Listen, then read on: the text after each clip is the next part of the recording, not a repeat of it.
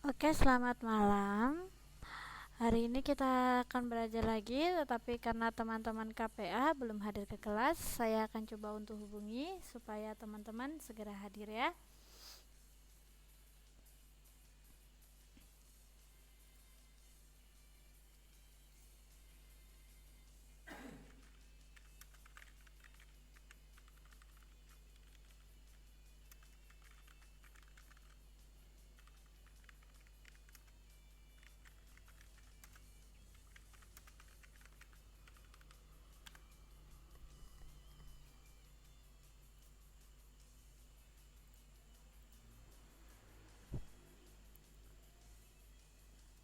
Saya sudah menghubungi teman-teman KPA untuk segera masuk, jadi kita tunggu dulu sampai masuk kelas ya.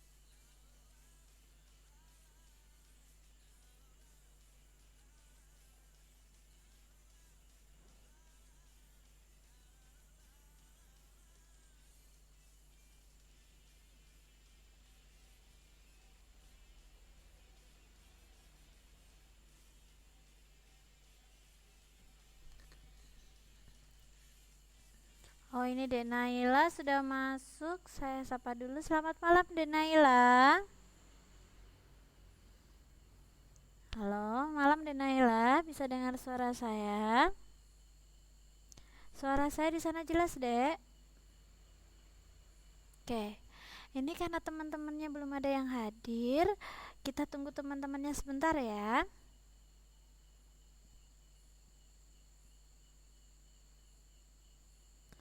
Tunggu temannya sebentar ya Dek Naila ya, karena belum ada yang hadir, baru Dek Naila saja yang hadir.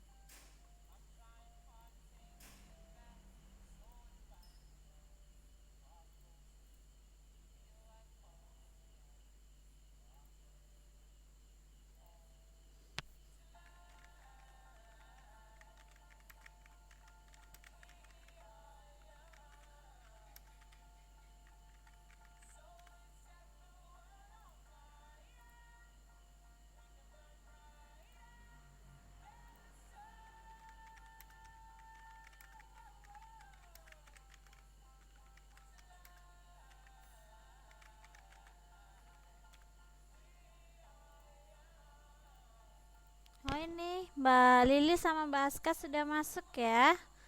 Oke, kalau gitu saya sapa dulu. Halo, selamat malam Mbak Lili sama Mbak Aska. Bisa dengar suara saya?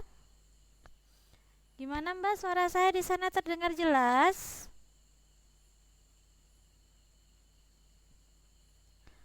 Halo Mbak Lili, Mbak Aska. Oh, malam juga Mbak.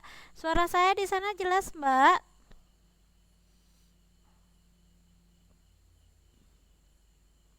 Oh, jelas ya. Oke, jelasnya ini Sunda banget ya.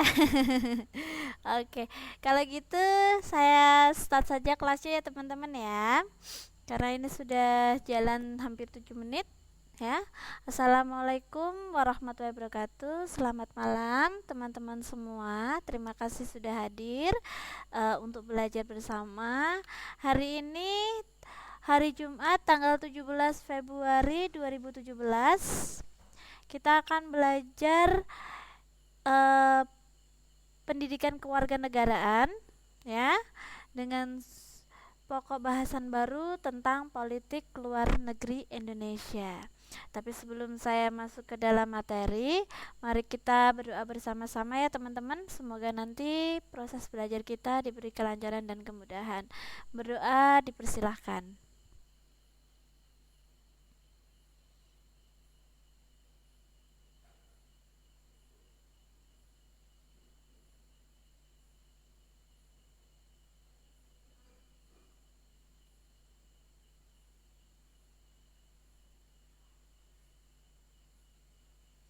Oke, berdoa selesai. Terima kasih banyak.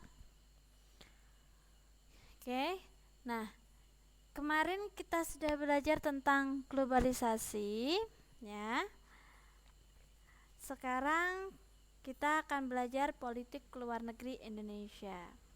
Nah, Indonesia itu berada di antara negara-negara lain ya.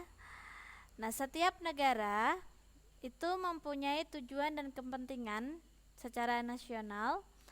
Nah, untuk mencapai kepentingan dan tujuan itu diperlukan cara atau sarana yang disebut politik. Ya. Jadi penerapan politik itu akan terkait langsung dengan negara dan kekuasaan. Juga pengambilan keputusan, kebijaksanaan dan pembagian atau alokasinya. Nah, di mana salah satunya itu dibentuk politik luar negeri. Kalau Indonesia itu politik luar negeri bebas aktif ya teman-teman ya. Politik luar negeri bebas aktif ini yang di Indonesia itu didasarkan pada dua tujuan, yaitu tujuan nasional negara ya, yang dipengaruhi oleh faktor luar negeri dan faktor dalam negeri. Seperti apa? Ya, tadi karena setiap negara memiliki tujuan nasionalnya, yaitu dapat memenuhi. Oh, selamat malam Mbak. Bisa dengar suara saya Mbak Aska ya? Tadi ya, tujuan nasional dapat memenuhi seluruh kebutuhan rakyatnya tanpa menjalin ini ya, ini tidak ada ya, berarti tidak ada satu negara di dunia ini, berarti tujuan nasional dapat memenuhi seluruh kebutuhan rakyatnya ya. Jadi mensejahterakan rakyat. Makanya karena setiap negara itu membutuhkan negara lain ya, maka diperlukannya landasan ya yang berdasarkan prinsip persamaan derajat serta kebebasan untuk menentukan kebijaksanaan.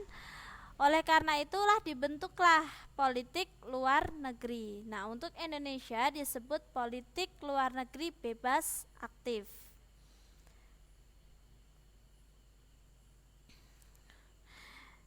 Nah, kenapa Indonesia memilih politik luar negerinya itu politik bebas aktif? Karena setelah Perang Dunia Kedua berakhir ya teman-teman ya, muncul dua kekuatan ideologi yang berbeda, yaitu munculnya blok barat dan juga blok timur. di mana blok barat itu memiliki ideologi liberal yang di bawah kepemimpinan Amerika Serikat, sementara blok timur itu di bawah pemimpin Uni Soviet yang berideologi komunis. Ya, jadi setelah Perang Dunia muncul dua blok, barat ideologinya liberal di bawah kepemimpinan Amerika Serikat, dan blok timur ideologinya komunis di bawah kepemimpinan Uni Soviet. Nah, pada saat itu dunia itu sangat kacau sekali ya teman-teman. Nah, makanya negara di berbagai belahan dunia itu terpecah-pecah. Ada yang ikut ideologi liberal, ada juga yang ikut ideologi komunis. Namun ada negara ya yang tidak mengikuti keduanya, jadi negara netral, dia bersikap netral. Salah satunya itu adalah Indonesia. Oleh karena itu Indonesia politik luar negerinya bersifat bebas aktif, jadi dia tidak mengikuti negara manapun ya. Nah, politik luar negeri ini tadi ya teman-teman ya digunakan ya itu untuk mencapai tujuan nasional. Sekali lagi, di mana politik ini sesuai dengan falsafah negaranya, di mana Indonesia itu menganut Pancasila ya, yang merupakan kepribadian dan dasar negara Pancasila. Pengertiannya di mana politik bebas aktif ini ya, yang artinya bebas ya, bebas di sini artinya bangsa Indonesia bebas menentukan sikap dengan dunia internasional. Maksudnya tadi dia tidak memihak pada salah satu blok ya, dan juga dia menempuh caranya sendiri untuk menangani masalah yang terjadi di negaranya sendiri. Itu maksud dari bebas. Sementara aktif di sini maksudnya Indonesia ikut memperjuangkan terciptanya perdamaian dunia. Nah, mengapa politik luar negeri Indonesia itu politik bebas aktif? Ya, tadi karena dia tidak memihak kepada negara manapun, jadi dia bersifat netral, di mana bebas artinya bangsa Indonesia bebas menentukan sikap terhadap dunia internasional atau tidak memihak kepada blok manapun. Yang aktif artinya ikut memperjuangkan terciptanya perdamaian dunia. Nah, melalui politik bebas aktifnya, Indonesia mempunyai tujuan ya, tujuan Indonesia berdasarkan politik bebas aktif ya, di sini disebutkan ada 4. Ya, 1, mewujudkan masyarakat adil, makmur dan demokratis dalam NKRI. 2, membina persahabatan antar negara di dunia. 3, menjalin kerjasama antar negara dalam bidang ekonomi, sosial, budaya, dan iptek. Yang keempat, mempertahankan kemerdekaan. Nah, itu tadi pengertian politik bebas aktif ya. Sekali lagi, artinya Indonesia merupakan bangsa yang bebas menentukan sikap terhadap dunia internasional tanpa memihak negara manapun atau blok manapun, dan ikut serta memperjuangkan terciptanya kedamaian dunia. Ya, tujuannya tadi ada 4 ya. Nah, sekarang apa sih yang mendasari politik bebas aktif bagi Indonesia? Ada 2 faktor. Di sini langsung 1 ya, teman-teman ya. Saya ini peranan politik. Oke. Sebentar, loh, macet. Oke. Nah, di sini ini dasar pelaksanaan politik ya, dasar pelaksanaan ya. Itu ada 2. Yang pertama itu Pancasila sebagai landasan ideal atau ideologi. Terus yang kedua Undang-Undang Dasar 1945 dan amandemennya.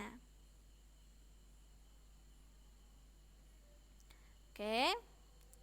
Nah, Di sini dijelaskan, Undang-Undang Dasar 1945 itu merupakan landasan konstitusional bagi pelaksanaan politik luar negeri bebas aktif.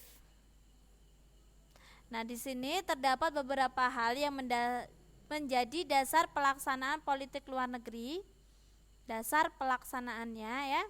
Ini ada Mbak Enci masuk, saya sapa dulu. Selamat malam Mbak Enci. Halo Mbak Enci, bisa dengar suara saya? Suara saya di sana jelas Mbak?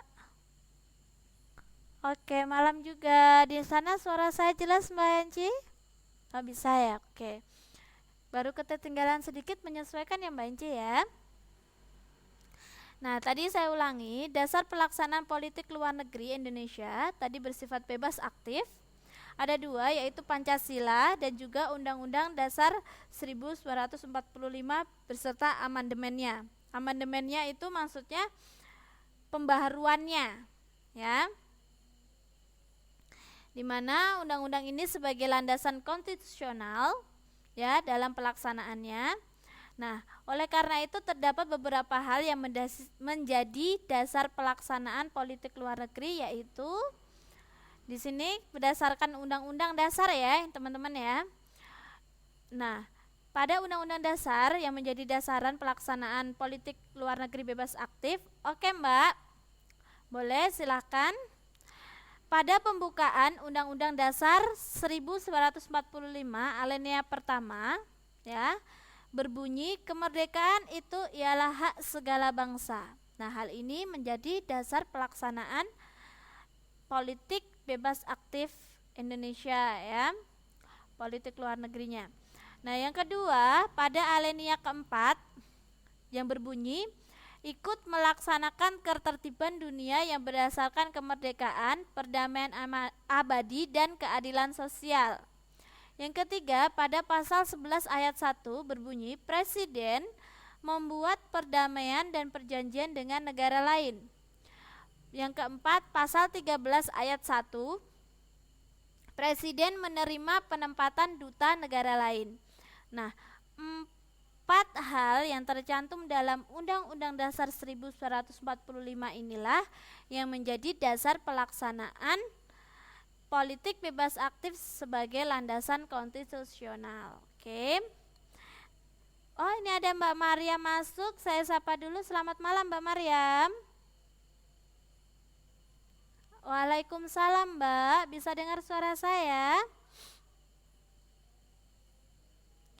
Bisa dengar suara saya Mbak? Oh bisa ya. Ketertinggalannya menyesuaikan ya Mbak ya. Nah, ini di sini tidak ada ya teman-teman. Saya tambahkan ya. Oke. Mungkin saya di sini sedang azan, sembari kita dengarkan azan dan saya ketik untuk tambahannya. Mungkin teman-teman bisa dicatat juga. Oh, tidak apa-apa Mbak Maryam, nanti ketertinggalannya bisa play record ya. Oke, teman-teman, saya akan ketikkan tambahannya. Di situ tadi tidak ada. Sembari teman-teman, sebentar lagi di sini ada azan, sembari dengarkan azan, oke?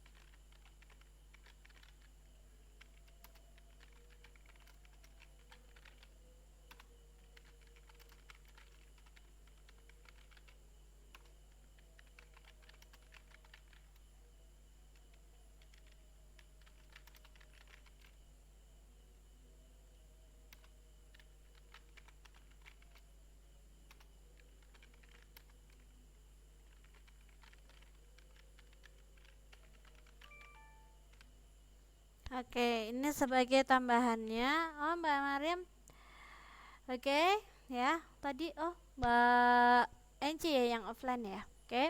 Ini sebagai tambahannya ya. Tadi dasar-dasar yang mendasari pelaksanaan politik luar negeri. Sekarang faktor yang mempengaruhi kebijakan luar negeri dalam suatu negara ada dua. Ada dua faktor. Yang pertama dari faktor luar negeri. Nah, faktor luar negeri ini sebagai contohnya itu akibat adanya globalisasi. Kenapa? Dengan adanya globalisasi ya teman-teman, seakan-akan dunia itu sangat kecil dan begitu dekat. Maksudnya, di sini dunia ini seperti tidak ada batasannya. Ya, hubungan satu negara dengan negara lainnya sangat mudah dan cepat. Apalagi dengan adanya kemajuan teknologi komunikasi seperti sekarang ini, contohnya ada internet ya, kita bisa mengakses berbagai informasi dari belahan negara manapun, belahan dunia ya dengan sangat mudah tanpa harus kita datang ke tempat tersebut ya. Makanya faktor luar negeri ini karena akibat dari adanya globalisasi ya. Jadi karena peristiwa-peristiwa yang terjadi di negara lain dengan mudah diketahui oleh negara lain juga. Nah, faktor yang kedua itu adalah faktor dari dalam negeri. Kenapa? Oh, ini saya salah ketik. Sebentar. Pemerintah. Oh, saya sapa dulu. Selamat malam Mas Ri. Bisa dengar suara saya Mas Ri? Bagaimana Mas? Suara saya di sana jelas? Oke, Mas Ri ketertinggalannya menyesuaikan ya. Oke, saya lanjutkan. Nah, yang faktor kedua itu faktor dalam negeri. Faktor dalam negeri ini juga berpengaruh pada kebijakan luar negeri suatu negara. Kenapa? Ya, karena ada pergantian sistem pemerintahan. Kenapa? Contohnya ini adanya pergantian pemimpin pemerintahan. Ya, kalau pemimpinnya berganti, maka dia pola dan sistemnya dalam memerintah pun juga ikut berganti. Makanya dia juga berpengaruh pada kebijakan luar negeri, ya.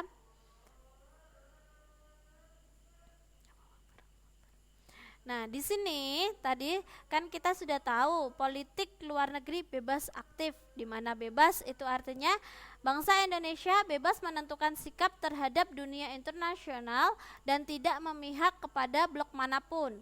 Kalau aktif, ikut serta mewujudkan perdamaian dunia ya, menjaga dan mengusahakan perdamaian dunia. Nah, tapi politik luar negeri sendiri itu apa sih? Nah, politik luar negeri sendiri itu sebagai pola perilaku dan kebijakan suatu negara yang berhubungan dengan negara lain atau dunia internasional. Nah, pola perilaku dan kebijakan ya terhadap negara lain atau internasional itu adalah politik luar negeri. Kalau di Indonesia menerapkan politik luar negeri bebas aktif. Ya, tadi sudah kita bahas. Oke. Kita lanjut lagi.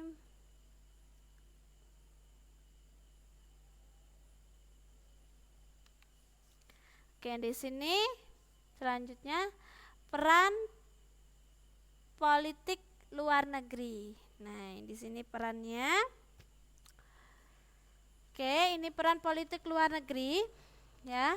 Yang pertama, perannya adalah sebagai diplomatik ya. Untuk memperlancar hubungan timbal balik antar negara, maka diperlukan pertukaran diplomatik. Contohnya seperti presiden mengangkat seorang duta besar ya. Duta besar tersebut akan ditugaskan di Kedutaan Besar Republik Indonesia atau KBRI di suatu negara. Ya, biasanya kantor kedutaan besar berkedudukan di ibu kota negara penerima. Setelah ditempatkan di suatu negara, pejabat perwakilan diplomatik juga ditempatkan di organisasi internasional. Jadi contohnya ya, mengapa ini peran politik luar negeri sebagai peran diplomatik, contohnya seperti halnya presiden ya mengangkat seorang duta besar ya yang akan ditempatkan di KBRI atau Kedutaan Besar Republik Indonesia, contohnya seperti di Taiwan ya.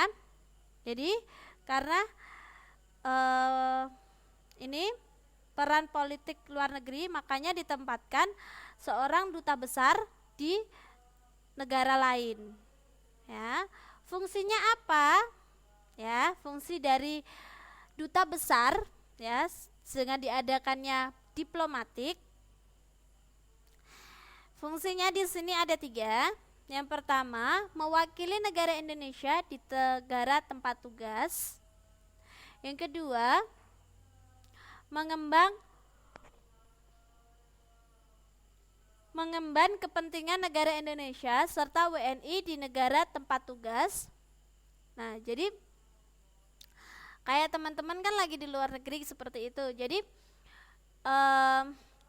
Jadi teman-teman di sana itu tidak dibiarkan tidak terurus gitu. Jadi di sana ada yang menanggung ya kepentingan dan juga tanggung jawab akan teman-teman di sana, karena teman-teman merupakan warga negara Indonesia yang berada di negara lain. Jadi dia melindungi juga teman-teman di sana ya, duta besar ini. Yang ketiga, mengadakan persetujuan dengan pemerintah tempat tugas dan kerjasama kedua negara. Ya, ini fungsi dari duta besar ya, atau diadakannya diplomatik antar negara. Nah, tugasnya itu tadi fungsinya, tugasnya mewakili negara Indonesia dalam hubungan bilateral. Hubungan bilateral itu hubungan dua negara. Ya. Bilateral itu kerjasama dua negara.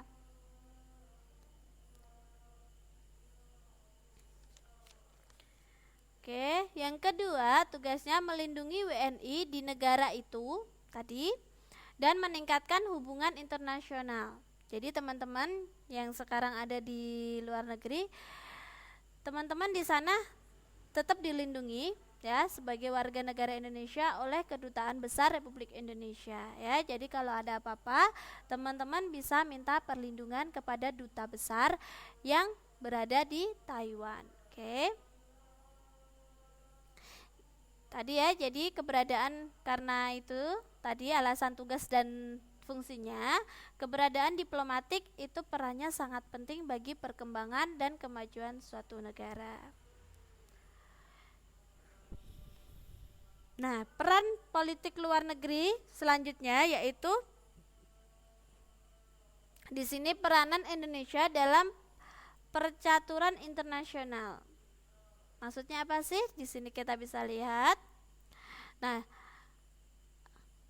bilateral itu hubungan kerjasama antar dua negara. Ya, kalau bilateral itu hanya dua negara yang bekerja sama. Kalau multilateral itu banyak negara. Ya.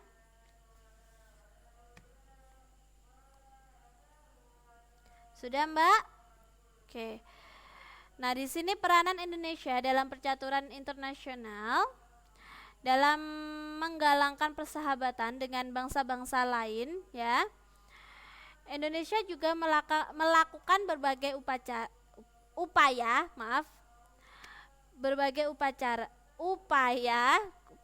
saja. Nah, diantaranya itu seperti melakukan konferensi Asia Afrika, ya, dan juga menjadi anggota PBB, Perserikatan Bangsa-Bangsa. Nah, selain itu Indonesia juga berperan serta dalam melahirkan gerakan non-blok atau GNB. Oke, yang pertama konferensi Asia Afrika, ya. Ketika itu tadi ya teman-teman, setelah Perang Dunia Kedua kan dunia itu sangat kacau karena terjadinya perpisahan antar dua negara, antara blok barat dan blok timur, di mana blok barat itu berideologi liberal yang dipimpin oleh Amerika Serikat, ya, dan blok timur dipimpin oleh Uni Soviet yang berideologi komunis, ya. Jadi situasi dunia sangat kacau, ya, sehingga mendorong berbagai macam kemelut dan keributan antar negara. Tetapi Indonesia tadi dia tidak memihak duanya, jadi dia bersifat negara netral, ya. Oleh karena itu, ya, makanya diadakanlah juga Konferensi Asia Afrika. Konferensi Asia Afrika ini diawali dengan diadakannya Konferensi Kolombo, ya, pada tanggal 28 April sampai 2 Mei 1954. Kemudian setelah diadakannya Konferensi Kolombo, diadakan konferensi lanjutan yaitu Konferensi Bogor pada tanggal 22 sampai 29 Desember 1954. Ya. Oh, ini Mbak Enci masuk lagi, saya sapa. Selamat malam Mbak Enci. Tadi dari mana? Menyesuaikan ya Mbak Enci ya. Nah, Indonesia ini merupakan malam juga Mbak, merupakan salah satu dari 5 negara sponsor dalam adanya Konferensi Asia Afrika. Nah, 5 negara tersebut adalah, ya, yang termasuk sponsor Konferensi Asia Afrika. Oh, internetnya mati. Oke, nanti ketinggalannya menyesuaikan ya Mbak ya. Itu 5 negara yang termasuk Konferensi Asia Afrika: Indonesia, Sri Lanka, Pakistan, Burma atau Myanmar, dan juga India. 1, 2, 3, 4, 5. Oke. Nah, Konferensi Asia Afrika sendiri itu dilaksanakan tanggal 18 sampai 24 April 1955. Jadi sebelum diadakannya Konferensi Asia Afrika, itu diadakan Konferensi Kolombo pada tanggal 28 April sampai 2 Mei. Setelah itu diadakan Konferensi Bogor 22 sampai 29 Desember 1954. Baru diadakannya Konferensi Asia Afrika tanggal 18 sampai 24 April 1955 dengan 5 negara, ya, yaitu Indonesia, Sri Lanka, Pakistan, Burma atau Myanmar, dan India. Di mana pelaksanaannya Konferensi Asia Afrika? Konferensi Asia Afrika itu dilaksanakan di Bandung, ya teman-teman ya. Dibuka secara resmi oleh Presiden Soekarno, di mana ketuanya, ya, ketua dari Konferensi Asia Afrika itu Ali Sastro Amijoyo. Sekretarisnya adalah Menteri Luar Negeri Republik Indonesia Ruslan Abdul Ghani. Ya. Jadi dua-duanya untuk ketua dan juga sekretarisnya itu adalah orang Indonesia. Nah, hasil dari Konferensi Asia Afrika dari perundingan KAA yang dilakukan di Bandung tanggal 18 sampai 24 April tadi, ya, itu mendapatkan suatu rumusan yang disebut dengan Dasar Sila Bandung, ya, hasil dari pembahasan perundingan dari Konferensi Asia Afrika di Bandung itu didapatkan rumusan yang disebut dengan Dasar Sila Bandung. Nah, di sini dari terjadinya Konferensi Asia Afrika itu, nah, makanya Indonesia memiliki peran penting dalam adanya KAA, yaitu sebagai sponsor, negara sponsor ya, dan tempat penyelenggaranya konferensi. Selain itu, ketua dan sekretarisnya juga berasal dari negara Indonesia. Nah, hasil dari Konferensi Asia Afrika secara garis besar, ya, ini hasil dan manfaatnya, ya, secara garis besarnya ada 3 di sini. Yang pertama itu mengobarkan semangat negara-negara kawasan Asia Afrika untuk melepaskan diri dari penjajahan.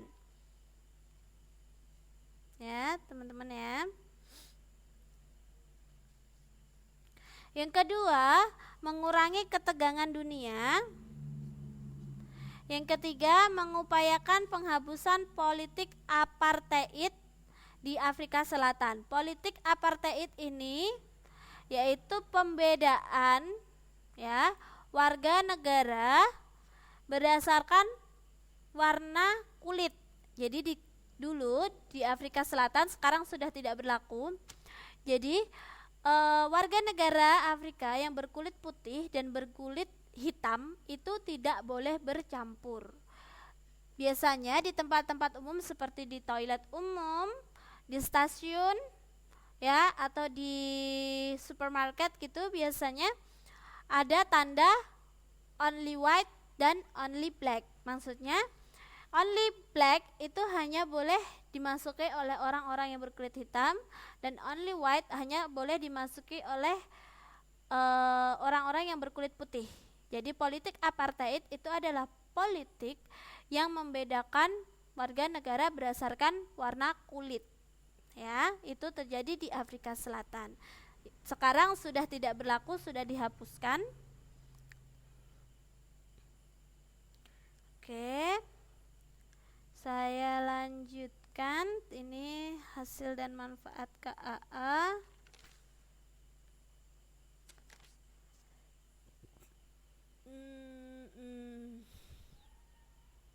Sebentar. Oh, di sini ada negara-negara peserta diselenggarakannya Konferensi Asia Afrika. Tadi kalau negara sponsor ada 5 ya, Indonesia, terus tadi Sri Lanka, Birma atau Myanmar, India, saya lupa yang satunya tadi, sebentar saya cek. Indonesia, Sri Lanka, oh Pakistan ya, Pakistan. 5 negara yang sebagai sponsornya diadakannya KAA. Tetapi negara-negara yang mengikuti KAA itu ada 23 ditambah 6 29 negara. Ya, dari kawasan Asia ada 23 negara. Saya bacakan, ada Afghanistan, Arab Saudi, Burma atau Myanmar, Cina, Filipina, India, Indonesia, Irak, Iran, Jepang, Yordania, Kamboja, Laos, Lebanon, Nepal, Pakistan, Sri Lanka, Sudan, Suriah, Thailand, Turki, Vietnam Utara, dan Vietnam Selatan. Sementara dari negara Afrika itu ada Ethiopia, Liberia, Libya, Mesir, Pantai Emas atau Ghana, dan juga Yaman. Ya, itu negara-negara yang mengikuti Konferensi Asia Afrika yang berlangsung di Bandung pada tanggal 18 sampai 24 April 1955 dengan menghasilkan Dasar Sila Bandung. Ya. Oke, masalah yang dibahas di Konferensi Asia Afrika itu meliputi bidang politik, ekonomi, dan kebudayaan. Kalau bidang politik bidang ekonomi itu diketuai oleh Insinyur Rusino, sedangkan kebudayaan itu oleh Muhammad Yamin ya. Tadi Konferensi Asia Afrika dihadiri oleh 29 negara, 23 dari Asia dan 6 dari Afrika. Ya, karena ideologi dan sistem pemerintahan dari negara-negara itu tidak sama, tetapi para peserta ya dari Konferensi Asia Afrika itu dapat bersatu dan bekerja sama. Karena apa? Mereka sama-sama ingin memajukan negaranya masing-masing dengan melakukan kerjasama antar negara. Oke. Nah, itu tadi tentang peran Indonesia dalam Konferensi Asia Afrika. Sekarang ini peran Indonesia dalam Perserikatan Bangsa-Bangsa atau PBB. ya. Tujuan dari dibentuknya PBB itu untuk mewujudkan ya perdamaian dunia ya. Jadi semua bangsa di dunia itu sebenarnya menginginkan perdamaian ya, menginginkan perdamaian dunia dan kerjasama antar bangsa. Oleh karena itu, pada tanggal 24 Oktober 1945 dibentuk lembaga dunia di kota San Francisco, Amerika Serikat ya.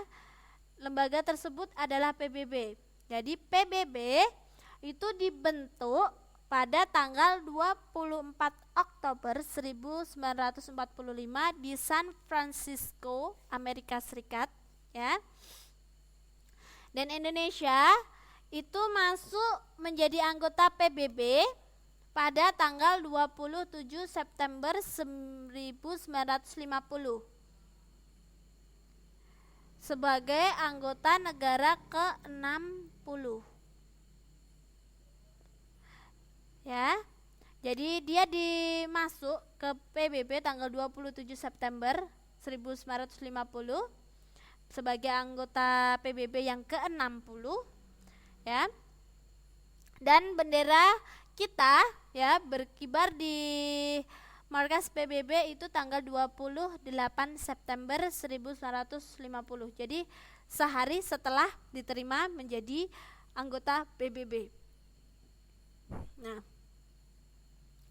maksudnya Indonesia menjadi anggota PBB itu berarti bahwa satu, kemerdekaan Indonesia itu diakui oleh negara-negara lain di dunia ya. Yang kedua, memperkuat kedudukan Indonesia di dunia internasional. Yang ketiga, Indonesia dapat berkomunikasi dengan negara-negara dunia. Yang keempat, Indonesia dapat ikut serta memelihara perdamaian bersama bangsa lain ya. Peran Indonesia dalam PBB itu adalah turut membantu menjaga keamanan. Maksudnya di sini contohnya itu seperti mengirimkan pasukan Garuda ke luar negeri ya. Contohnya kemarin yang pernah kita bahas itu adanya konflik perang saudara yang terjadi di Kamboja. Jadi Indonesia mengirimkan pasukan Garuda untuk menolong ya warga-warga pengungsi akibat dari adanya konflik perang saudara di Kamboja. Nah, itu merupakan salah satu contoh Indonesia juga berperan menjaga kedamaian dunia. Nah, banyak keuntungan yang diperoleh bangsa Indonesia setelah menjadi anggota PBB ya.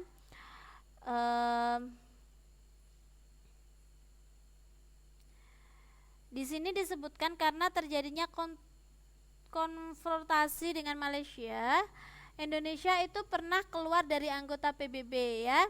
Jadi tanggal 27 September 1950 Indonesia masuk, tetapi karena adanya ini perbedaan pendapat ya, konfrontasi dengan Malaysia, Indonesia itu kemudian keluar dari anggota PBB ya. Namun pada tanggal 28 Desember 1966 Indonesia menyatakan masuk kembali ya menjadi anggota PBB. Oke. Itu tadi tentang peran Indonesia dalam Perserikatan Bangsa-Bangsa atau PBB. Nah, sekarang kita akan ini peran Indonesia dalam organisasi negara-negara non-blok ya, teman-teman ya. Oke, sampai sini dulu. Mungkin ada yang ditanyakan, teman-teman. Sampai sini dulu untuk politik luar negeri. Dasar-dasarnya, maksud dari politik luar negeri bebas aktif itu seperti apa? Kalau tidak ada, saya lanjutkan untuk perannya ya. Yang ketiga itu organisasi negara-negara non-blok. Nanti kalau seandainya teman-teman ada yang ditanyakan, boleh langsung chat atau mungkin raise your hand dulu ya. Nah, tadi ya teman-teman, dalam Perang Dunia Kedua, tadi kan timbulnya blok barat dan blok timur, ya. Jadi, untuk negara-negara di dunia yang tidak bergabung, tidak termasuk blok barat ataupun blok timur, ya, mereka itu merasakan suatu kekhawatiran, was-was. Kenapa? Karena disebabkan adanya ketegangan antara Amerika Serikat dan Uni Soviet, ya. Nah, atas prakasa beberapa tokoh timbullah semangat organisasi yang bernama Gerakan Non-Blok atau GNB, ya, di mana tokoh-tokoh pemakasanya itu ada 5. Yang pertama Insinyur Soekarno dari Indonesia, Joseph Broz Tito dari Yugoslavia, yang ketiga Gamal Abdul Nasser dari Mesir, yang keempat Pandit Jawaharlal Nehru dari India, yang kelima Kwame Nkrumah dari Ghana. Ini adalah 5 orang, ya, pemprakasa dibentuknya gerakan non-blok, ya, karena negara-negara yang tidak memihak kepada blok barat ataupun blok timur.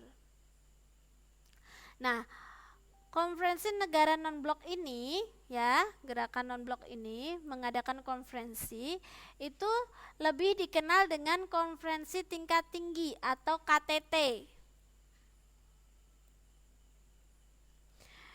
Nah, KTT yang pertama itu berlangsung di Belgrad, di ibu kota Yugoslavia pada tahun 1921,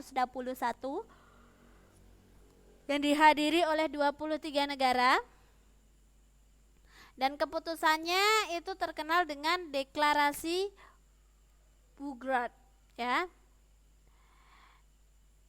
Nah, Indonesia itu pernah menjadi tuan rumah dari KTT non-blok ini pada bulan September 1992, diadakan di Jakarta dan dihadiri oleh 108 negara. Oke.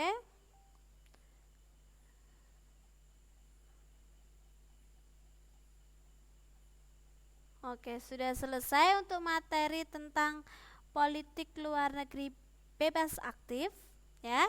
Sampai sini mungkin ada yang ditanyakan, teman-teman.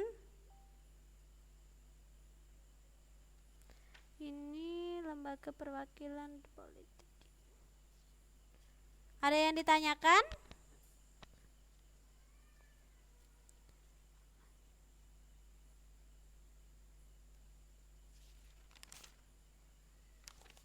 Oke, ini saya akan tambahkan, kalau tadi kan peran Indonesia, ya, saya tambahkan ya teman-teman, di sini tidak ada. Tadi kan peran Indonesia sebagai peran diplomatik. Nah, di sini saya akan menambahkan lembaga perwakilan pelaksana politik luar negeri, ya. Mungkin bisa ditambahkan, saya sambil ketik ya. Lembaga perwakilan pelaksana politik luar negeri, ya teman-teman, ya. Ini sembari saya jelaskan, karena Indonesia itu menganut sistem pemerintahan presidensial, ya. Maksudnya pemerintahan presidensial itu adalah yang menjalankan tugasnya, tugas negara itu adalah kepala negara, di mana dibantu oleh wakil presiden dan menteri-menterinya, ya. Itu maksudnya dari sistem pemerintahan presidensial, yaitu dalam menjalankan tugasnya sebagai kepala negara, presiden dibantu oleh wakil presiden dan menteri-menteri dalam kabinet. Oke. Di mana presiden, ya, memiliki wewenang kepada menteri luar negeri untuk menjalin hubungan internasional dengan negara-negara sahabat, ya. Dengan dalam hukum dan tata cara nasional maupun internasional, Presiden dan Menteri Luar Negeri itu juga memiliki wewenang untuk melakukan hubungan antar negara. Banyak sekali tugas ya Presiden dan Menteri Luar Negeri yang tidak dapat dikerjakan sendiri. Makanya dia perlu mengadakan kerjasama dengan negara lain. Oleh karena itu, Indonesia menempatkan wakil di negara-negara tersebut. Tadi sudah sebagian dijelaskan, yaitu tentang perwakilan diplomatik. Nah, sekarang saya akan menjelaskan di sini disebutkan ada dua secara lebih detail ya. Yang pertama perwakilan ya yang di luar negeri ya, itu Departemen Luar Negeri.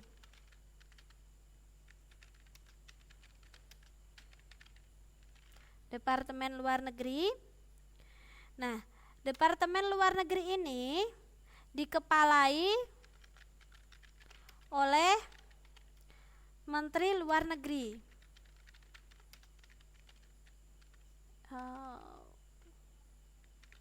Luar Negeri ya. Tanggung jawabnya ini dipertanggungjawabkan ya atas hubungan negara kita dengan negara lain dan organisasi internasional. Fungsinya itu sebagai fungsi eksekutif ya. Dia memiliki fungsi eksekutif. Artinya ini diingatkan 5 menit, saya tambah 5 menit ya teman-teman ya. Oke, dia memiliki fungsi eksekutif, artinya kok nggak bisa? Sebentar. Fungsi eksekutif maksudnya di sini menjabarkan politik luar negeri Indonesia yang bebas aktif serta menjalin dan mengelola hubungan internasional.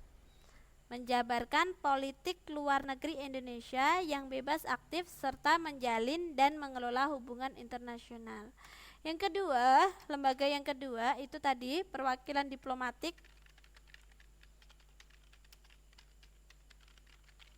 Tadi sudah kita bahas ya untuk fungsi dan tugasnya ya perwakilan diplomatik. Nah, untuk tambahannya peranan, tadi fungsi dan tugasnya yang sudah kita bahas, sekarang peranan untuk perwakilan diplomatik ya. Yang pertama itu menentukan tujuan dengan menggunakan semua daya dan tenaga dalam mencapai tujuan nasional. Menentukan tujuan dengan menggunakan semua daya dan tenaga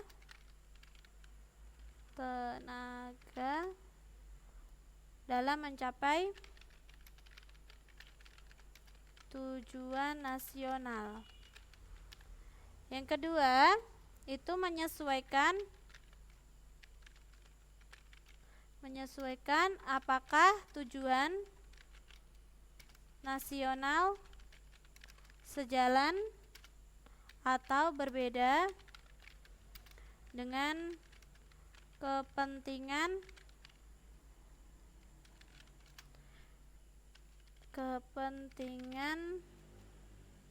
negara lain. Oke, yang ketiga menemukan apakah tujuan nasional saya salah ya, maaf, yang ketiga salah.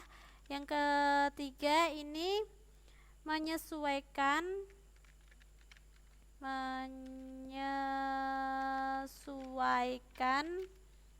kepentingan bangsa lain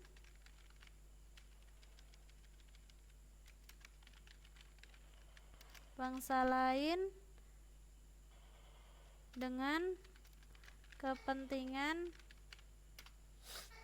nasional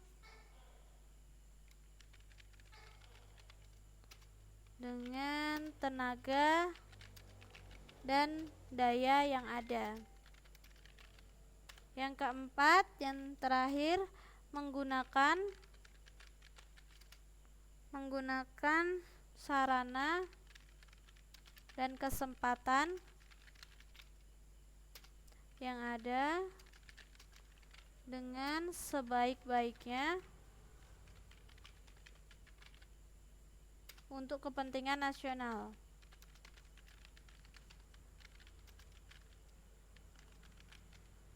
Kepentingan nasional. Oke, ini lembaga perwakilan pelaksanaan politik luar negeri ada 2, Departemen Luar Negeri yang dikepalai oleh Menteri Luar Negeri dan juga perwakilan diplomatik, yaitu dengan duta besar tadi ya, yang ditempatkan di setiap negara. Nah, ini masih ada untuk perangkat-perangkat perwakilan diplomatik ya teman-teman.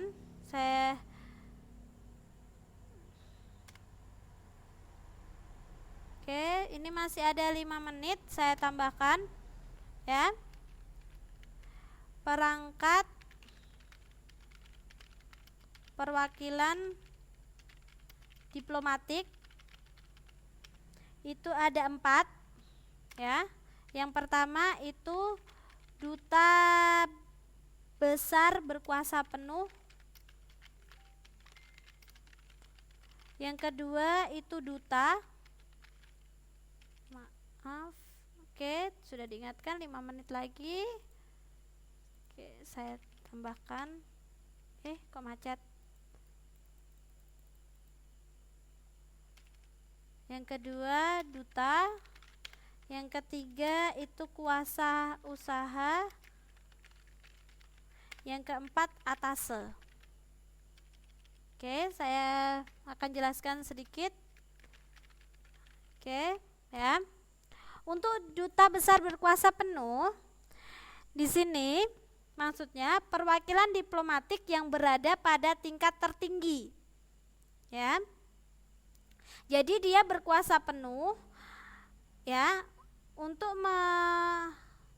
menjalankan ini politik ya dengan kekuasaan penuh dan luar biasa untuk menjalin hubungan timbal balik dengan negara penerima. Jadi dia merupakan perwakilan diplomatik pada tingkat tertinggi yang mempunyai kekuasaan penuh dan luar biasa untuk menjalin hubungan timbal balik dengan negara penerima. Kalau duta ini lebih rendah tingkatannya daripada duta besar berkekuasaan penuh. Jadi di bawahnya. Tugasnya untuk menyelesaikan suatu persoalan, pejabat duta harus berkonsultasi dengan pemerintahnya ya untuk duta. Nah, untuk kuasa usaha di sini adalah pejabat dinas luar negeri yang ditunjuk oleh Menteri Luar Negeri. Kuasa usaha bertindak sebagai kepala perwakilan diplomatik ya. Hal ini dilakukan selama duta besar berkuasa penuh tidak berada di wilayah kerjanya atau berhalangan menjalankan tugasnya. Jadi kalau yang ini tidak ada, baru kuasa usaha yang bertindak. Yang keempat atase. Atase ini pembantu dari duta besar berkuasa penuh. Ya. Ada 2, yaitu atase pertahanan dan juga atase teknis. Oke, teman-teman, itu tadi tentang politik bebas aktif Indonesia. Saya ulang, politik bebas aktif artinya bebas untuk menentukan sikap terhadap dunia internasional dan tidak memihak kepada siapapun. Aktif maksudnya ikut serta dalam memperjuangkan dan mempertahankan perdamaian dunia. Sampai sini ada yang ditanyakan teman-teman untuk materi kita hari ini? Materinya sudah selesai tentang politik bebas aktif. Saya cek selanjutnya materinya. Oh, masih ada. Oke, kalau masih ada berapa bab ini? 1.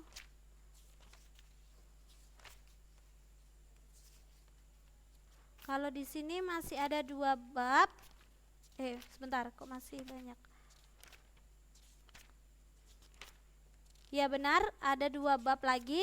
Setelah itu kita akan banyak latihan soal ya teman-teman untuk persiapan ujian. Oke, kalau tidak ada pertanyaan, saya tutup untuk pertemuan hari ini. Terima kasih banyak untuk kehadirannya. Semoga yang kita pelajari hari ini dan kita sampaikan dapat bermanfaat ya untuk teman-teman semua. Tetap semangat dalam belajar, semoga selalu sukses ya, nanti tetap sukses juga dalam ujiannya. Oke, terima kasih. Wassalamualaikum warahmatullahi wabarakatuh. Sampai jumpa besok malam, kita akan belajar ilmu pengetahuan sosial. Oke, teman-teman yang masih ada kegiatan, seandainya ingin meninggalkan kelas, tidak apa-apa.